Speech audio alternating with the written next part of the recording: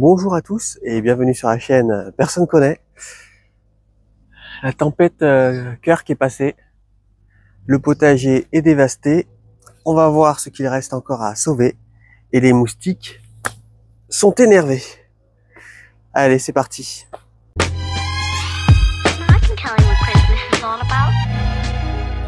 Et pour rien arranger, il y a des travaux juste à côté. Donc ouais, là je n'avais pas besoin de ça maintenant. Là les structures ont été totalement détruites. Là on voit, hein, je suis un peu dégoûté. Après bon, elle commençait à se faire vieille, donc je m'attendais à ce qu'à un moment elle se casse, mais bon. Maintenant là tout de suite, c'est vraiment pas le bon moment quoi. Oh, celle-là elle s'est totalement effondrée. Là j'ai des tomates cerises à ramasser. Et après ben, je vais tout enlever. Hein. Là c'est... Heureusement, la plupart des plants du potager d'hiver sont encore à l'état de semis. Donc eux ils n'ont pas pris trop tarif. Il va même falloir que j'éclaircisse un peu ici parce que là ça commence à devenir la forêt. Là également un petit peu. Mais là par contre, là il va falloir que je récolte toutes les tomates cerises et que je me débarrasse des structures. Et tutorer ce qui peut encore l'être. Comme par exemple lui, avant qu'il se casse la figure. Bon ben c'est parti. Bon ben voilà le résultat. Hein.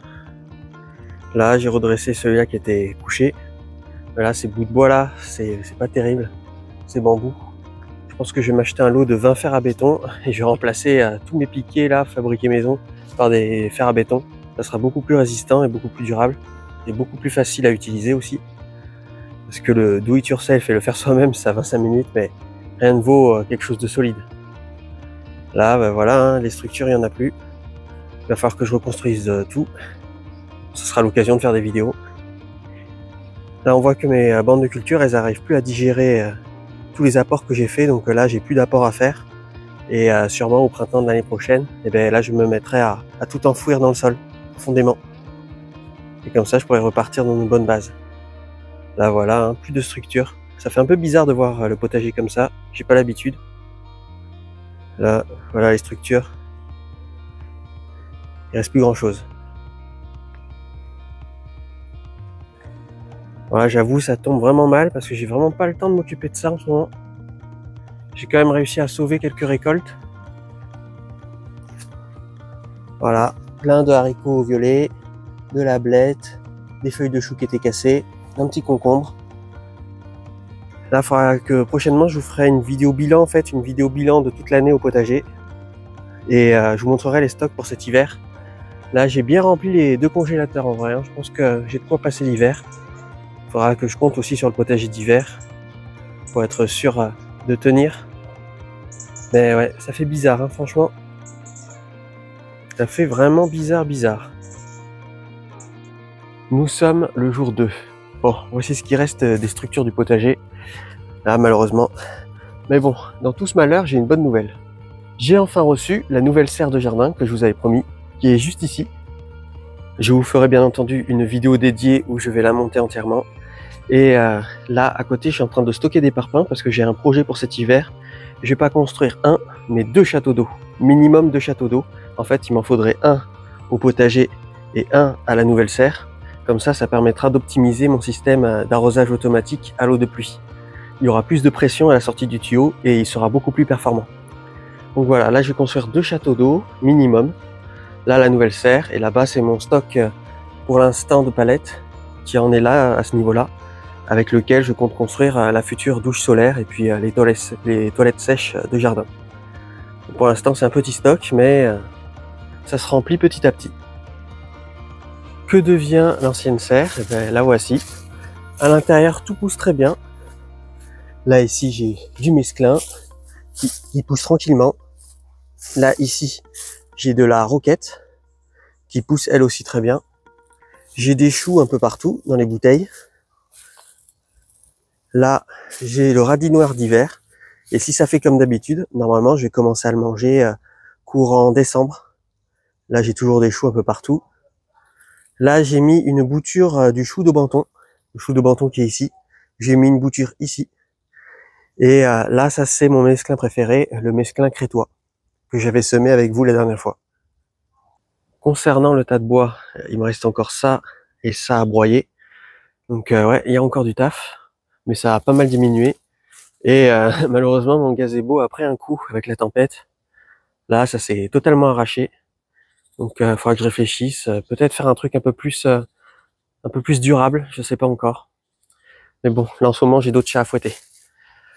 Alors là, on va commencer. Je vais retirer la bâche de la serre. En ce moment, c'est assez drôle. Il y a plein de petits oiseaux qui sont un peu partout autour de moi, en train d'observer ce que je fais. Ils sont tout le temps dans cette zone-là. C'est parce qu'ils savent que en temps normal, dans quelques semaines, je vais bientôt mettre les fameuses boules à oiseaux. Et vu que ça fait partie de leur routine maintenant, de toujours venir manger les boules à oiseaux, ben, du coup, ils attendent impatiemment. Mais cette année, ils vont devoir attendre un peu parce que vu qu'il fait encore un peu doux, je vais pas les mettre tout de suite.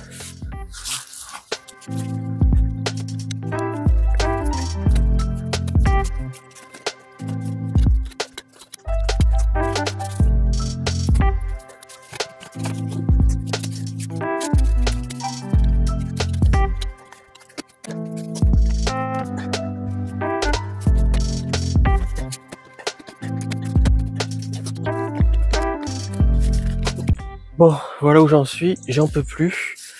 C'est que j'avais bien fait les choses, j'avais bien enterré la structure et la bâche. Tu m'étonnes que ça tenait bien, malgré que ça soit une serre à 100 €. Là, on voit la profondeur où je l'avais enterré. La structure, je me souvenais même pas que j'avais enterré à cette profondeur. Là, c'est bien plus de 40 cm quoi. Là, ouais, j'avais bien fait les choses. Ça va être dur de tout déterrer. Là, on voit, j'avais la bâche là, qui était ici, enterrée là tout le long. Hyper dur de tout retirer. C'était très profondément enfoui. Et en plus, moi j'ai une terre lourde, terre argileuse lourde. Donc là, la structure, ça va pas être à la tarte non plus. Heureusement, vu que j'avais relevé la bâche de la serre ici, bah du coup, ça, j'avais pas à creuser ici pour sortir la bâche. Donc ça, au moins, c'est du temps de gagner. Mais là, on voit que ces serres-là, c'est impossible. Hein. C'est vraiment de la... Là, les serres comme ça, vous imaginez, il faudrait changer de bâche tous les ans. Et encore, parce que la bâche, elle a tenu moins d'1 an. Donc, il faudrait changer de bâche tous les ans. Voilà. Et du coup, ben là, il faudrait recreuser, renterrer la bâche, refermer. L'année prochaine, recreuser, sortir la bâche, remettre une autre bâche, renfermer, ainsi de suite, jusqu'à la mort. En fait, c'est vraiment trop dur. Là, il me reste cette partie-là encore à déterrer. Là, c'est profondément enfoui. C'est pas de la tarte.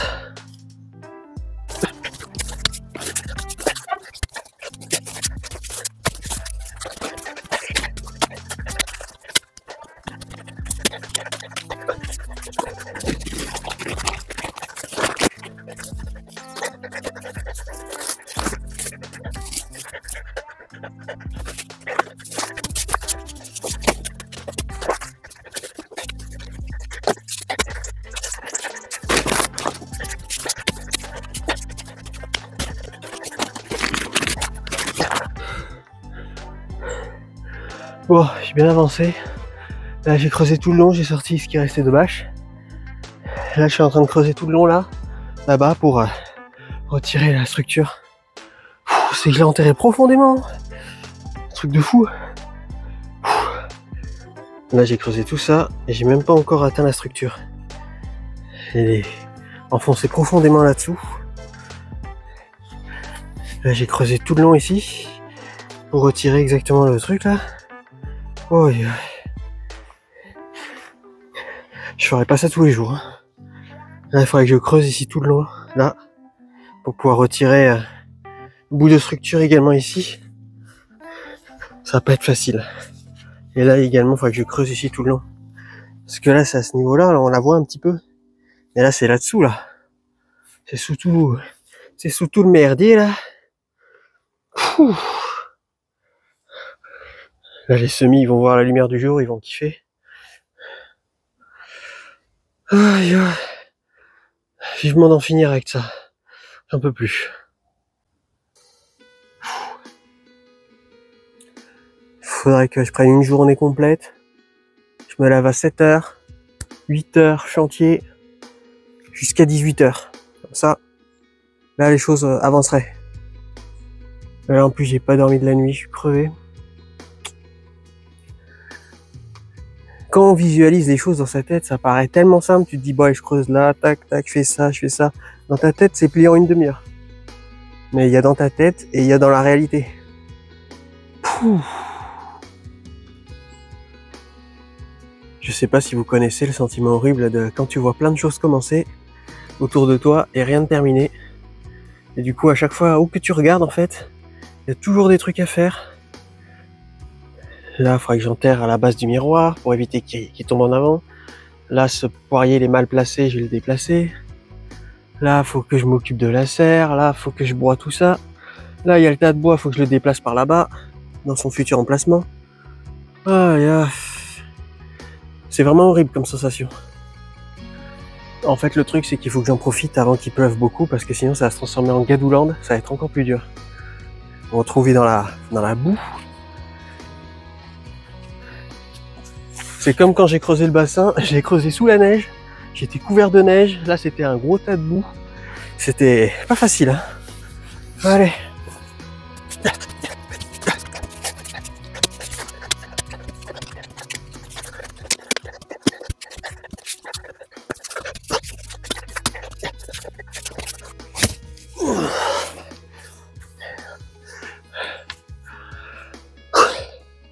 Au moins, ce qui est bien, c'est que vous voyez comme ça toutes les étapes de transformation du jardin. Là, vous allez voir toute l'évolution. Et vous allez peut-être me voir canner à l'avant de la fin de la vidéo. Si la vidéo sort, c'est que je serai encore en vie.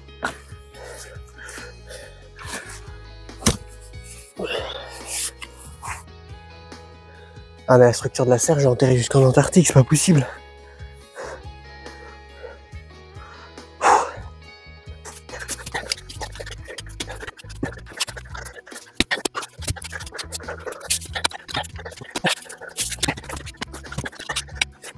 Bon, je fais une pause au niveau de la structure là. De toute façon, il me faudrait une après-midi supplémentaire pour recreuser tout le long là. On va faire un point de voir où j'en suis.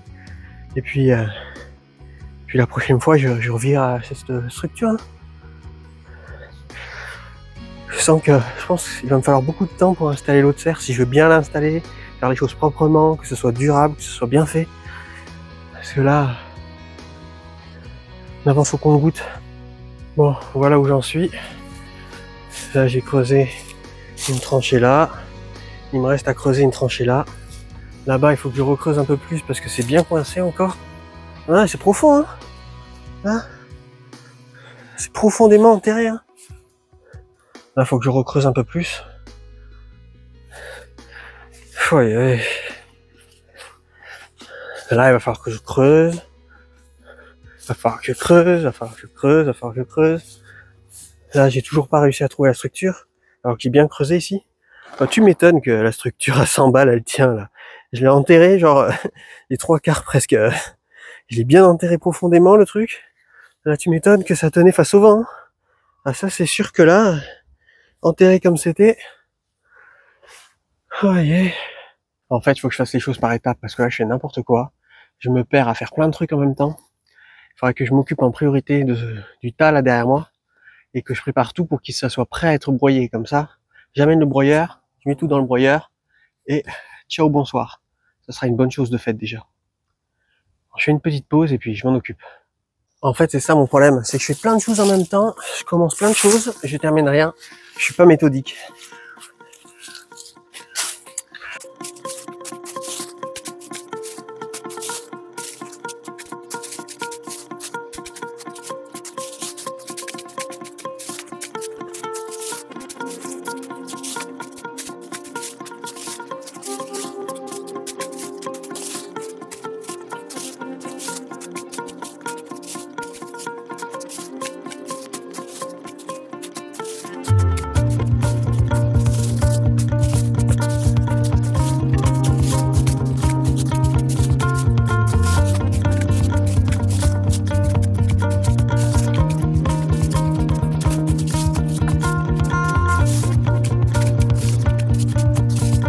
Bon, je commence à y voir un peu plus clair.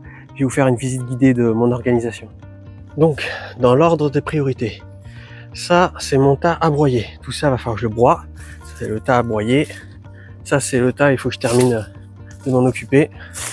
Et déjà ça, je peux le mettre à broyer. Hop. Voilà, tout ça c'est des pousses de l'année. Hein. Oula, oula, ça s'effondre. Bon, tant pis. Tout ça c'est des pousses de l'année. Ça fera un excellent BRF. Donc voilà, ça c'est le tas à broyer. Ça, c'est le tas qu'il faudra que je termine de m'en occuper. Donc voilà. Après, je retirerai la structure de la serre. Voilà. Je déplacerai le tas de bois. Ça, c'est le bois qui finira dans le tas de bois. Le bois à brûler. Donc voilà, ça c'est le stock. Donc ce que je vais faire, c'est que quand je vais déplacer le tas de bois, je vais tout enlever. Et quand je vais tout remettre, je vais mettre ce bois-là en priorité. Il sera la base, comme ça, le bois le plus jeune sera en dessous. Et le bois le plus vieux sera au-dessus. Comme ça, ça sera une meilleure organisation. Ensuite, ça, c'est une essèche temporaire de matériaux pour rebâtir le potager. Voilà, ça, j'ai mis ici les branches droites qui peuvent être réutilisées pour rebâtir le potager. Donc voilà, ça sera ma zone de matériaux de base de construction. Et du coup, voilà. Je commence à y voir plus clair, ça va un peu mieux. J'avoue que j'étais un peu dépassé. Et le pire dans tout ça, c'est que je sais que si je me filmais pas, ça mettrait beaucoup moins de temps. Mais bon, comme ça, au moins, on voit toute l'évolution. Je trouve que c'est assez intéressant de voir étape par étape l'évolution de tout le jardin. En plus, je suis un peu dégoûté parce que je voulais continuer mon concept de cueillette urbaine et j'avais prévu de ramasser avec vous des châtaignes et des champignons. Mais malheureusement, je pense que ça sera pour l'année prochaine parce que là, je suis un peu trop débordé. Nous sommes le jour 3. J'aurais bien aimé me reposer vu qu'on est dimanche, mais malheureusement, si je ne fais rien, les choses n'avancent pas. Donc il fait hyper chaud aujourd'hui, j'ai mis ma plus belle tenue pour aller danser, comme on dit. Et puis on va avancer tranquillement.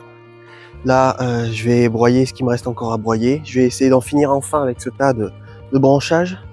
N'hésitez pas à me dire si ce format où vous me voyez en chi vous plaît. Je continuerai comme ça. Je lis tous les commentaires. Et voilà, hein, on va broyer, broyer, et puis peut-être encore broyer. J'aimerais bien, en vrai, retirer la structure parce qu'ils ont prévu dans les prochains temps la tempête Leslie, ou je sais plus quelle tempête, il y a tellement de tempêtes en ce moment. Donc ouais, j'aurais bien aimé me débarrasser de la structure, enfin retirer la structure de la serre avant la tempête Leslie. Parce qu'à partir de mercredi, ils ont prévu gavé de pluie. Donc bon, on va faire avec. Il y a du travail, il y a du travail, il y a du travail. Alors oui, merci au tailleur de pierre dans les commentaires de m'avoir dit de dérouler la rallonge pour brancher le broyeur Ryobi, parce que c'est vrai que 3000 watts, ça consomme beaucoup et quand il y a beaucoup d'électricité comme ça qui tourne dans une rallonge, ça peut être très mauvais, ça peut créer des interférences. Donc merci de m'avoir rappelé qu'il faut bien dérouler. Après, je vous avoue que je suis un peu feignant, j'aurais préféré ne pas le dérouler entièrement, mais parce qu'après il faut le réenrouler bien sûr. Et oui, donc voilà. Donc c'est branché, tout est prêt, et puis on va passer à l'action.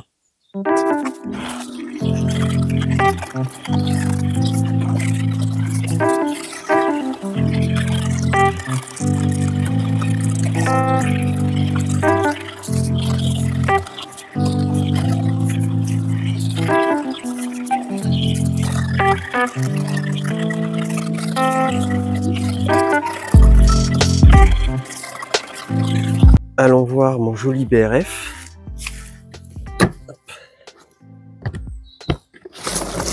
Et voilà. Alors oui, pour tous ceux qui m'ont dit que ce n'était pas du vrai BRF, parce que ce ne sont pas des tailles de l'année, ce ne sont pas des pousses de l'année. Et bien en fait si, c'est bien des pousses de l'année. Là on voit, tout ça c'est récent, ça c'est poussé cette année en fait. Vu que l'arbre, je l'ai taillé en trogne cette année et que la dernière fois où il avait été taillé en trogne c'était il y a 2 ans, mais tout ça, c'est bien des pousses de l'année. Les pousses qui ne sont pas de l'année d'ailleurs, je vais vous les montrer. Il y a celles-là qui sont au niveau du tas de bois que je n'ai pas broyé, que je vais garder en tant que bois de chauffage. Et toutes celles-là qui vont me servir de matériaux de construction pour le nouveau potager, pour remplacer celui qui a été détruit. Donc oui, tout ça, c'est bel et bien du vrai BRF. Bois raméal fragmenté, qui a poussé cette année et qui a été broyé cette année. Là, c'est de l'or au jardin. Dans les commentaires, il y en a certains qui trouvaient mes vidéos trop longues et d'autres qui m'ont dit qu'ils aimaient bien profiter de l'ambiance totale de la vidéo. Donc du coup, pour satisfaire tout le monde, j'ai trouvé une astuce, c'est que dans toutes mes vidéos, pour améliorer votre confort, je mets des chapitres. En fait, je chapitre tout. Comme ça, je fais ça dans absolument toutes mes vidéos. Comme ça, si jamais il y a un passage que vous trouvez trop long, eh bien, vous pouvez le sauter grâce au chapitrage. Donc voilà, c'est comme ça au moins tout le monde est satisfait. Et puis ceux qui veulent aller directement à l'essentiel peuvent le faire. Bon, petite pause, j'en peux plus. Voilà ce qui me reste encore à broyer. Là, j'ai terminé. J'ai passé un petit coup de râteau pour répandre un peu les feuilles un peu partout, pour créer de l'humus pour la pelouse. Et je voulais vous montrer un petit citronnier en pleine terre. Alors là, j'ai vraiment trouvé l'exposition parfaite. Ils se sentent super bien ici. Donc je n'ai pas que des citronniers d'ailleurs. Là, j'ai un citronnier yuzu. Là, il est très productif cette année. Là, il a fait des beaux citrons là. Il est en train de faire des beaux citrons. Là, il y en a là. Il y en a là. Il y en a caché un peu partout. Là, j'ai hâte de pouvoir les récolter. Ici, j'ai un kumquat qui a pas mal végété cet été. Là, il a fait des nouvelles pousses il y a pas longtemps, ici et ici. Je pense qu'il s'est concentré à faire des fruits parce qu'il y a plein de kumquats cachés un peu partout. Là, je sais plus où j'en avais vu d'autres. Là, les kumquats, c'est vraiment délicieux, c'est des vrais petits bonbons. Pour l'hiver, ça permet de faire le plein de vitamine C. Voilà, kumquat. Alors ces deux-là, je les ai plantés en même temps. Je les ai plantés, là, ça va être leur deuxième hiver. Et là, on peut voir qu'ils sont bien développés. Hein. En fait, mon objectif, c'est de les faire rattraper en taille les altéas qui sont ici. Donc les altéas, je vais les rabattre en hauteur régulièrement. Et eux, je vais les faire rattraper la hauteur des altéas. Et comme ça va me faire une haie comme ça d'agrumes. Trop sympa. Lui, je l'ai planté au printemps de cette année. C'est un mandarinier Satsuma. Donc là, pour l'instant, il est encore petit, mais je vais lui faire rattraper ses copains. Donc oui, il pousse bien. J'attends qu'il rattrape voilà les autres. Et ça, c'est un citronnier 4 saisons. Alors lui, il se plaît à fond. Il pousse, il a vachement bien poussé cet été. Il n'a pas fait de citron cet été d'ailleurs. Donc je pense qu'il s'est concentré sur la pousse et sur l'enracinement, je pense. Donc lui, voilà, il se porte super bien, super bien. Là, leur exposition est parfaite parce qu'ils sont plein sud. Là, ce mur, il est plein sud, donc il accumule de la chaleur et la restitue la nuit. Donc du coup, ça permet de limiter le gel. À savoir que j'ai testé dans tout le jardin, j'ai testé plusieurs emplacements avant de trouver cet emplacement-là. Au début, j'étais parti sur les mettre ici le long de la maison pour profiter de la chaleur du chauffage de la maison. Voilà, la chaleur rémanente de la maison. Et vu qu'ici c'est plein est, je me suis dit que ça permettait d'avoir assez tôt dans la journée de la lumière et du soleil, plus la chaleur de la maison, ça permettait de limiter le gel. Sauf qu'au final, ça s'est avéré ne pas marcher. Là, j'avais mis un citronnier caviar là et il a pas aimé du tout. Donc du coup là, cet emplacement-là pour eux, c'est vraiment l'idéal. Et du coup, le citronnier caviar, je l'ai mis en pot, je vous montrerai tout à l'heure. Et j'ai un autre citronnier, un citronnier classique par contre. Et les deux, ils vont arriver ici dans la serre. Donc la serre va être un petit peu plus large, mais pas de beaucoup. Un petit peu plus large ici. Donc là, je vais faire un plus grand espace à l'intérieur et je vais y rajouter une table qui me servira de table à semis. Donc voilà, une table qui sera modulable, c'est-à-dire une table qu'on peut agrandir ou dégrandir, si on veut dire. Voilà, une table modulable. Et du coup, ma serre me servira de studio en fait pour vous tourner des vidéos. Donc voilà, ça, je vais le décaler ici. Le système d'arrosage, pour l'instant, tout l'hiver, je vais laisser comme ça. Et peut-être au printemps, lors de l'implantation des cultures d'été, je vais l'étendre vers là-bas parce que la serre va être plus longue de 1 mètre. 1 mètre, c'est ça à peu près. Donc plus longue ici de 1 mètre. Et donc là, dans le mètre suivant, je vais y rajouter ici le citronnier caviar et là-bas le citronnier classique. L'objectif, c'est de faire un genre de mini forêt d'agrumes dans la serre. Ça fera très joli. Et sur le sol de la zone un peu tropicale, je vais y mettre ce qui pousse là, dans le pot. C'est du gingembre. Je vais faire un réseau racinaire de gingembre, en fait, au pied des citronniers. Comme ça, ça servira de plante couvre-sol. Ça fera très joli, je pense, et ça me permettra de produire des citrons et du gingembre. Du coup, les deux seront alimentés par mon système d'arrosage ici, avec tuyaux microporeux reliés au récupérateur d'eau de pluie qui fonctionne sans électricité. Et comme ça, allez, je vais rajouter des Zoya aussi, parce que là il y en a 3, mais je vais en rajouter un 4e. et voire même un 5e plus tard, mais ça sera beaucoup plus tard. Et du coup, comme ça, ils auront, voilà, ils bénéficieront des deux systèmes. Je pense que le tuyau microporeux, lui, il va alimenter le réseau racinaire du gingembre, et les Oya, ça va être plus pour les citronniers. Alors regardez celui-là, comme il se porte bien ici. Alors ça, je sais plus, vous m'aviez dit 2-3 noms dans les commentaires, j'ai oublié les noms, mais je sais pas ce que c'est comme citronnier. Il fait des mini, comme des mini oranges en fait, des mini clémentines. Donc voilà, lui il est super bien ici. Donc là, quand il va y avoir les deux autres citronniers, ça va être magnifique.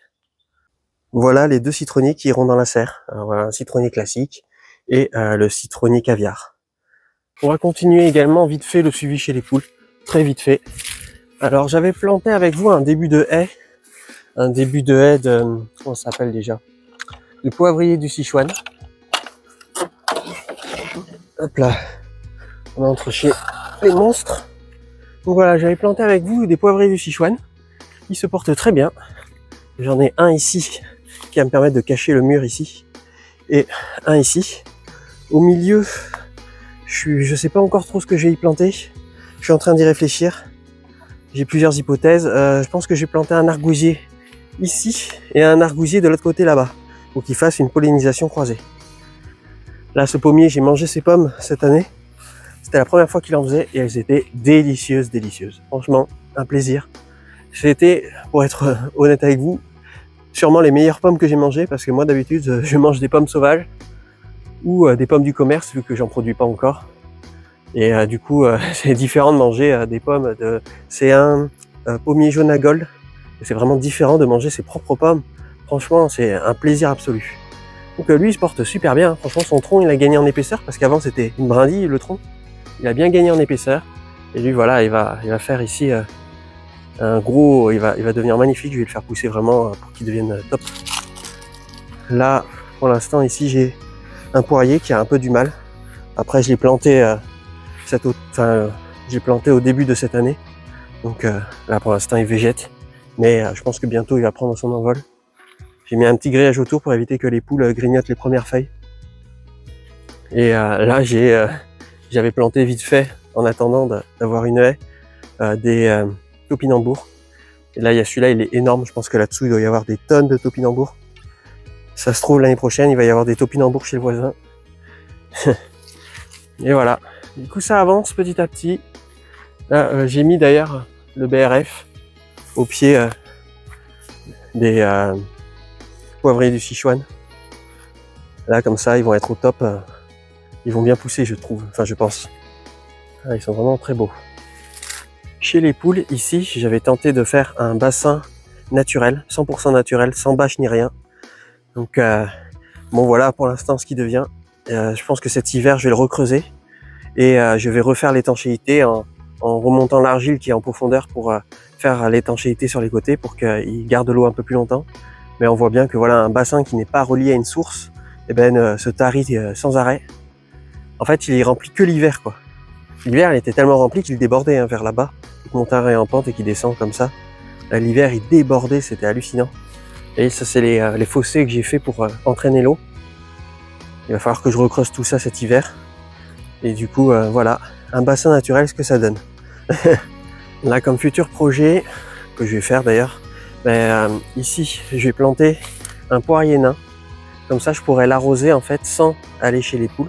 J'arroserai à travers le grillage. Donc, je vais le planter vers ici, le poirier nain. Et là, après, plus tard, je ferai une haie avec peut-être des amélanchés. Donc, je vais voir. Là, 2 amélanchés, un ici, un ici. Comme ça, ça me fera une haie occultrice et qui produira de la nourriture. Concernant le bassin, franchement, j'en suis hyper content. C'est vraiment une des meilleures idées que j'ai jamais eues, de faire un bassin. Là, dites-vous, toutes les nuits, absolument toutes les nuits, là, il y a la caméra qui se déclenche et qui filme des animaux qui viennent boire au bassin. Je vous mets d'ailleurs, si je vous retrouve une image ici, d'un hérisson qui vient boire au bassin. Là, c'est vraiment toutes les nuits. Et du coup, là, les animaux qui vivent dans mon jardin, ils ne manqueront pas d'eau. Ils ne manqueront plus jamais d'eau. Alors, le plus pénible, en fait, avec le bassin, c'est l'été. Ça s'assèche un petit peu, donc il faut le remplir de temps en temps. C'est pour ça que mes 2 récupérateurs d'eau, là-bas, ils me sont très utiles. Et franchement, c'est top, hein. Ah, c'est un vrai plaisir. Il y a tout le temps de la biodiversité. Donc je ne sais pas si vous avez vu ma précédente vidéo sur le bassin, mais j'ai rajouté 2 espèces de nénuphars. Un nénuphar blanc ici et un nénuphar violet là. Et j'ai rajouté des lentilles d'eau. Voilà. J'ai choisi une espèce de lentille d'eau qui est non invasive. Parce qu'il y avait 2 espèces en magasin. Il y en avait une qui est invasive et qui a déjà provoqué des problèmes. Et il y avait une autre espèce qui, elle, n'était pas invasive. Du coup, j'ai choisi une espèce non invasive pour éviter que si jamais il y a des animaux, des oiseaux qui viennent au bassin et qui se prennent les pattes dans des lentilles d'eau, qu'ils en importent dans d'autres points d'eau de la région. Voilà, en fait, ce sont les 2 seules plantes qui ne sont pas endémiques de la région. Toutes les autres plantes, elles sont endémiques de mon quartier, en fait, de ma zone géographique. Là, il y a la menthe, roseau, etc., etc. C'est très plaisant. D'ailleurs, depuis peu de temps, j'ai plein de libellules qui volent un peu dans le jardin et qui viennent manger les moustiques. Ça, c'est très plaisant, c'est exactement ce que je cherchais à faire. Et vraiment, ce bassin, il a vraiment eu un impact, c'est-à-dire qu'il a vraiment diminué les populations de moustiques. Après, par contre, il y en a toujours, malheureusement, ça n'est pas miraculeux. Mais quand on est installé ici sur le transat, à côté du bassin, on est moins piqué que ailleurs dans tout mon jardin. Dans tout mon jardin, on se fait défoncer, mais bizarrement, quand on est sur ce transat, il n'y a quasiment pas de moustiques. Il y en a de temps en temps, mais il n'y en a quasiment pas. Là, il y a un petit lézard qui est posé sur la pierre là-bas. Là, lui, il est royal. Là, la nature s'est vraiment développée. Hein. Quand on voit ma vidéo sur le bassin, la première, et qu'on voit maintenant le résultat. Et ce qui est bien, c'est que ça fait beaucoup de fleurs. Il y a beaucoup de fleurs dans cette zone-là. Là, il y a les fleurs ici du plantain aquatique. Il y a lui qui fait des magnifiques fleurs jaunes. L'iris d'eau, l'iris des marécages qui fait des magnifiques fleurs jaunes. Et puis là, cet été, j'ai eu des trop belles fleurs ici de nénuphars. C'était magnifique. Là, il y a la menthe aquatique qui fait également des fleurs. Là, on voit ce qu'il en reste. Et il y avait je sais plus quelle plante. Ah ouais, elle a fait des fleurs magnifiques aussi. Je sais pas du tout ce que c'est. Si vous savez dans les commentaires. Je l'ai coupée parce qu'elle commençait à être vraiment très haute. C'est une plante aquatique, je pense. Et elle a fait une fleur violette ou fuchsia violette. C'était trop beau. Donc franchement, le kiff, hein, avoir un bassin dans son jardin. Et puis l'été, quand il a fait très chaud, c'était plein d'oiseaux ici. Il y avait plein d'oiseaux partout qui venaient se baigner, qui venaient kiffer. Trop plaisant. Là, le bassin, petit à petit, je suis en train de le transformer en bassin à épices, en bassin aromatique. C'est-à-dire que je plante tout autour du bassin des plantes aromatiques, comme ici du thym, qui se porte très bien. Là, il y a un thym citronnelle, je sais plus le nom, qui se porte également très bien. Là, il y a de l'estragon. Ça, je les ai plantés il y a pas si longtemps, il y a quelques jours. Enfin, il y a quelques semaines, je veux dire. Là, il y a de la sauge officinale. Là, ça c'est... j'ai oublié le nom. Bon, j'ai oublié le nom, mais j'ai récolté déjà. C'est pour faire des tisanes. De la verveine, voilà, verveine citronnelle. J'en ai récolté. Trop bon. Je l'ai fait sécher et je l'ai stocké. Là, j'avais rien planté, mais j'ai planté également des plantes aromatiques. J'avais planté de la menthe chocolat ici, mais là pour l'instant, elle n'a pas encore commencé à bien pousser. Et j'en ai planté également ici. Là, on la voit très légèrement. Donc là, la menthe, ça va prendre le dessus sur toute la végétation. Ça va être très joli. Et ici, j'ai planté de la camomille. En fait, j'en ai planté tout autour du bassin. Et là, c'est le seul endroit où elle est encore visible. Donc voilà, camomille un peu partout. Ah, franchement, c'est vraiment super bien. Quand tout sera stable et bien implanté, je ferai une vidéo dédiée au bassin, une vidéo bilan. Comme ça, on verra un peu toute l'évolution. Ça y est, j'ai terminé. J'ai réussi à en venir à bout. C'était pas facile, hein. Alors encore, terminer, c'est vite dit parce que j'ai encore le tas de bois, de matériaux qui vont me servir à rebâtir le potager. Mais enfin, une bonne chose de faite. Merci énormément aux membres de la communauté qui permettent la survie de la chaîne en me soutenant financièrement, soit via le Tipeee, soit en cliquant sur le bouton rejoindre de la chaîne. Encore merci d'avoir regardé la vidéo jusqu'au bout. Désolé si elle est un peu bâclée cette fois-ci. Là, les choses sérieuses commencent sur la chaîne. Nous entrons dans la phase construction. Et je vous dis à la prochaine. Allez, salut!